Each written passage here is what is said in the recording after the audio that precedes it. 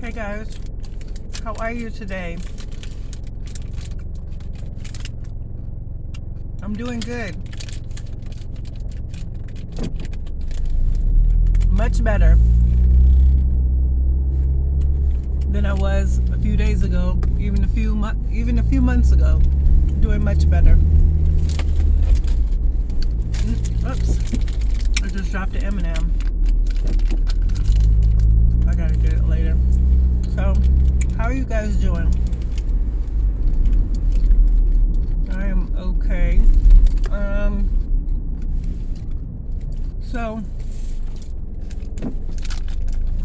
I want to talk today about friendship.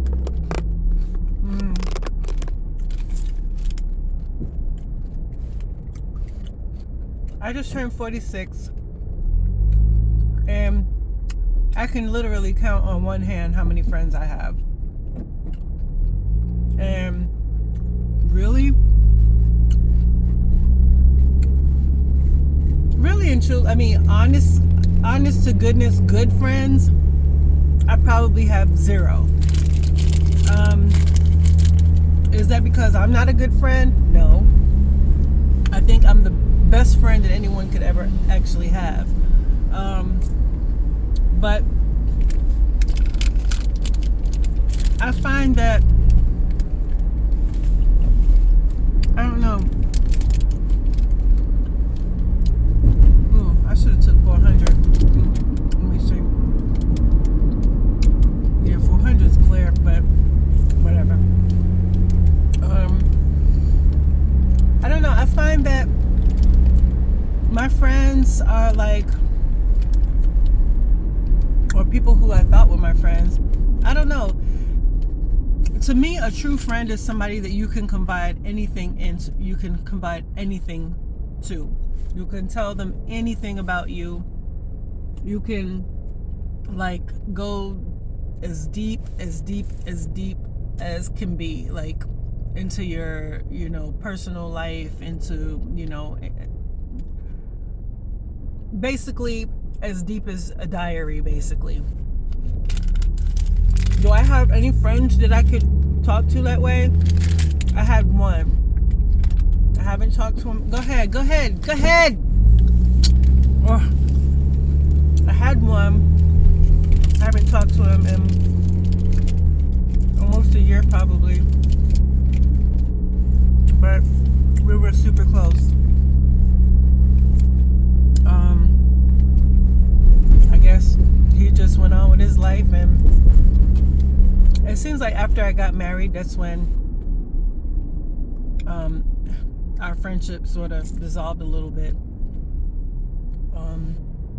But I guess that change, that marriage changes friendships, especially if you have single friends that are not married and you are married. Then it's just kind of different.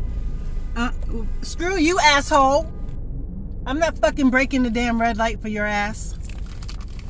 Fucking asshole. I swear to God, I hate Georgia drivers.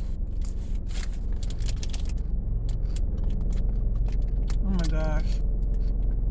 Whoops, I take that back. It wasn't the person behind me. I thought somebody was honking at me. I thought it was the person behind me, but it wasn't. Okay. I take that back. That was so mean. But yeah, he was one of my really, really best friends. Actually, I have another male friend that's a very, very good friend. I can sort of kind of talk to him about, really personal things. But again, I haven't spoken to him in a long time because he's missing in action. Who knows where he is. But as far as my female friends go, it's really touch and go. I have well, actually, I have three. Three female friends that I've known since childhood. I'm not naming no names, but one of them, it seems like we fell completely out once we decided to do business together. She's a realtor, and it seems like when I asked her to be my realtor to find us a house, things started off good, and then it got to a point where it was like she was getting impatient and she didn't want to work with us anymore. Apparently we were being too picky. Could never be too picky when you're investing thousands and thousands of dollars into a home. But we sort of fell out behind that, and I mean, I just haven't, it seems like we were kind of like, there was like some shady Facebook shit going on that I was just like, okay, I don't know if she's talking to me or not, but it seems like she's directing her emojis and her memes toward me. I took it personal and I was like, fuck it, I'm not gonna talk to her anymore. So, you know, I just kind of just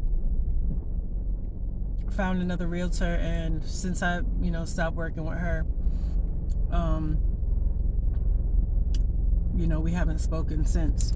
Then I have another friend that I grew up with. We pretty much met when we were like 13 and 14. Super good friends. Were real tight during teenage years. And then I had my son. Well, actually, she had her son first. And then I had my son a few years later.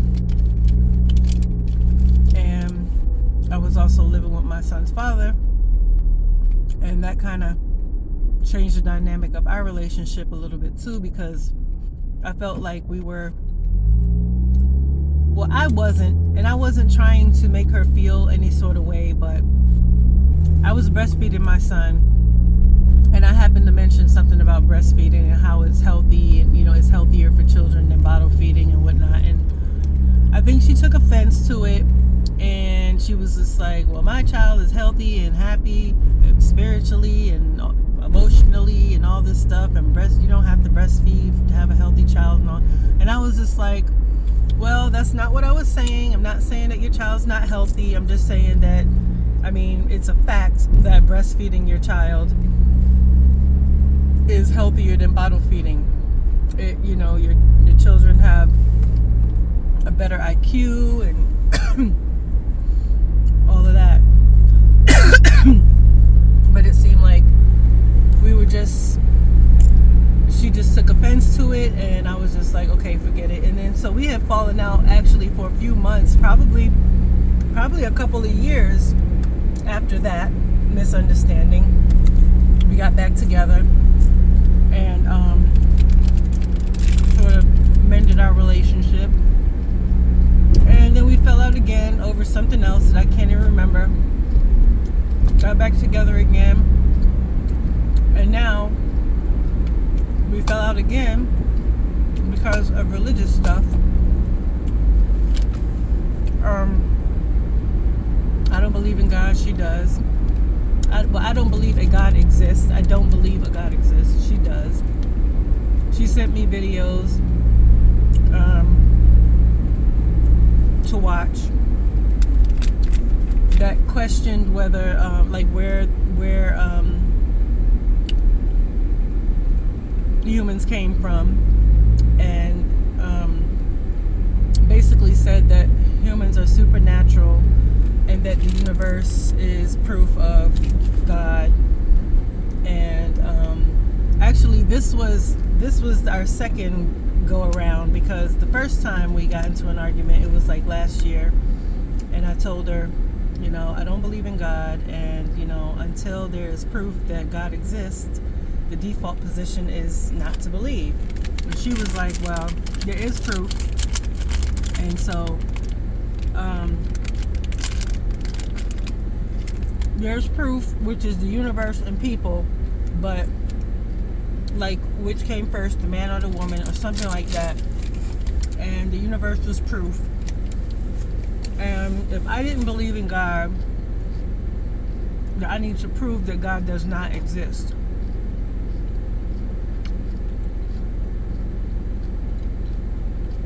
can't prove that God does not exist. I mean, the mere fact that God doesn't show himself or make himself apparent or detectable in reality is proof enough for me. The mere fact that people pray and pray and pray, the mere fact that people can be inside of a church praying to their God, and an armed person can walk into the house of God and shoot everybody and kill everybody, shows me that God is absolutely, I mean, everything that he said about protecting you and not forsaking you and covering you in his mighty arms or whatever the fuck, obviously that shit's a lie, because people can walk into a church and massacre everyone in the church, in God's house. People can start fires and burn churches down. How many churches have you seen burnt down over the years? How many people, how many church shootings have there been over the years where people are murdered inside of church, inside of the house of the Lord? So tell me now, where is God? If you're inside of the church praying to God for protection and somebody walks in and shoots you and kills you, where's God's protection again? Oh, I'm sorry. The killer has free will, right? God just lets any old damn thing happen to you. Because the killer has free will. You don't have free will to want to live. The person that's doing the offending always has the free will to do something to you. But you have no free will to not want that thing to happen to you. That's all the proof I need that God doesn't exist. He said, when 2 or 3 are gathered in my name, I'm there in the presence. You in church every Sunday, and it's 100, 2,000. Some of these churches is 2,000, 10,000 people in the church, and God is nowhere to be found. Where is he? But anyway, I digressed.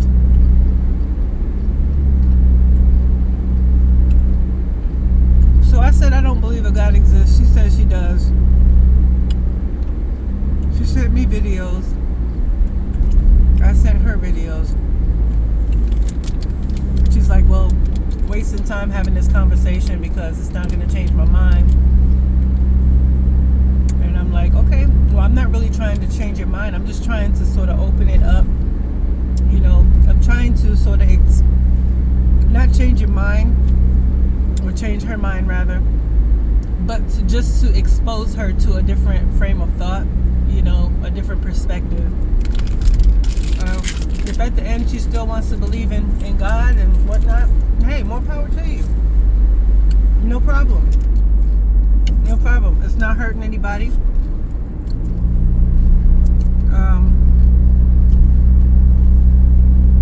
I don't see why we couldn't have a decent conversation without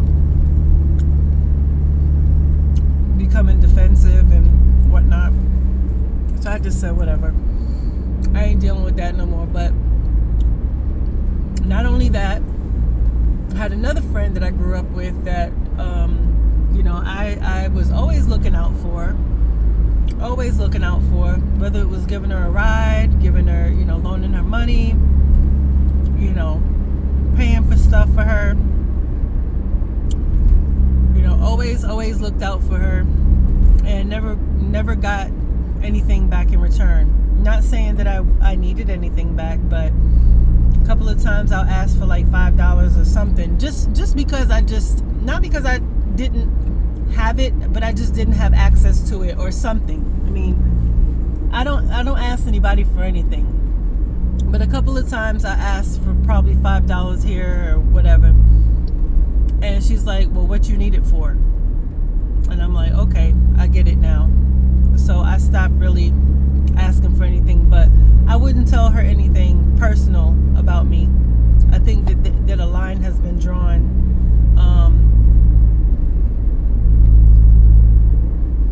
With our friendship, a line has been drawn. I realized that I can't really trust her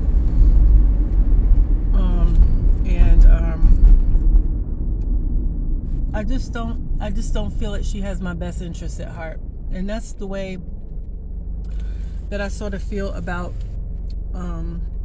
these two female friends. Well, the one that I was talking about with religion, not that she doesn't have my best interest at heart, but for some reason we always fall out over stupid shit, and it's just really stupid. The other one, I don't think she has my best interest at heart at all. I don't think that she was ever a good friend, and I just kind of hung with her because we were just sort of close growing up. We had a lot of times with each other. We actually lived together for a while as, basically sisters. And I don't know, I just feel like she was never a true friend to me. So here I am at 46 and I have no friends really. When I hang out, if I do hang out once in a while, I'll hang out with my sister, who is really cool. She's 27. She's absolutely cool, and all of her friends are her age, around her age, and they all absolutely love me, and I love them. They're like my little daughters, and we just have a grand old time. And I just kind of hang out with them, and we have a good old time, and it's okay. But really and truly, friendships can come at any time in life, not just growing up. You don't have to grow up with people to have a true friendship. I mean, it's nice if you can walk through life and grow through life with someone, but you can also meet people along the way and make very special friendships at any stage in life. So don't be discouraged. Me personally, I don't like a lot of friends. I like maybe one or two if I'm hanging out. Actually, I would just say this. My sister's friends are really cool. It's probably a good 6 of them that I know so far that are really, really nice girls. And that clique right there, I'm really glad that my sister is actually friends with these girls. These girls are positive girls, very intelligent, just sweet, just very sweet. And she has a very, very nice group of friends.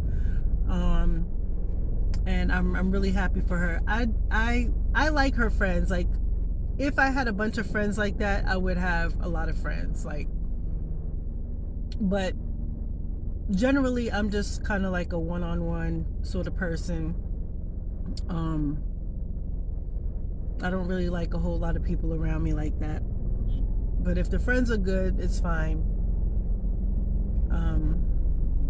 Yeah, but it's just to me, it's kind of sad because I feel at this age I should at least have one good friend that I can be like, oh my God, that is my girl. Like, that is my homie. That's my girl. I'll do anything for her. She would do anything for me. I could tell her anything. That's, the kind of relationship that I want. But who knows? Maybe one day, I will meet someone who is, who turns out to genuinely be a great friend to me, and I can be a great friend to them, and we can share ideas and share time and stuff like that, and really confide in each other and stuff like that. But the only person I think I can ever confide in like that is my mother. And it's so funny because as you get older, when you're a teenager and stuff, and you're like, oh, my mom, I'll never tell her this. I'll never tell her that. She didn't understand, But when you get older, if you are still fortunate enough to have your mother in your life, your mother is your best friend. My mother is my best friend. Like, I can tell my mother anything. And she never judges. And if she does, so what? She's still my mother. She can't do nothing about it. But she never makes me feel bad about anything. Sometimes she don't want to hear what the hell I gotta say. She's like, oh, I'm gone. You talking my ear off, I'm gone. But she's always there for me emotionally and mentally and everything. So I love my mom. Mommy, if you're watching this, I love you to death. And thank you for just being the most wonderful mother ever. yeah, so my mom is my best friend, and I cherish every day, every moment that I get to speak to her. I really do, because it's not guaranteed, right? But anyway, yeah, I just want to say that friendships, they don't last forever. Sometimes, people are in your life just for a season. They're a friend for a season, and for a reason. And then once their purpose has been served, or your purpose has been served in their life, then they'll dump you, or move on or whatever, and that's completely fine. Because when a person dismisses you from their life, that's a good sign for you. That's good for you. Because before they stay in your life and abuse you and mistreat you, if they dismiss you, kick you out of their life, that's probably the best thing for you. If they don't, pay you any mind, or call you and say hi, or they're not there for you when you need them, it's probably good for you. So don't sweat it, for real. Like, don't sweat it at all. So anyway, yeah, that's basically it. Yeah, I just wanted to say that I guess I'm a loner.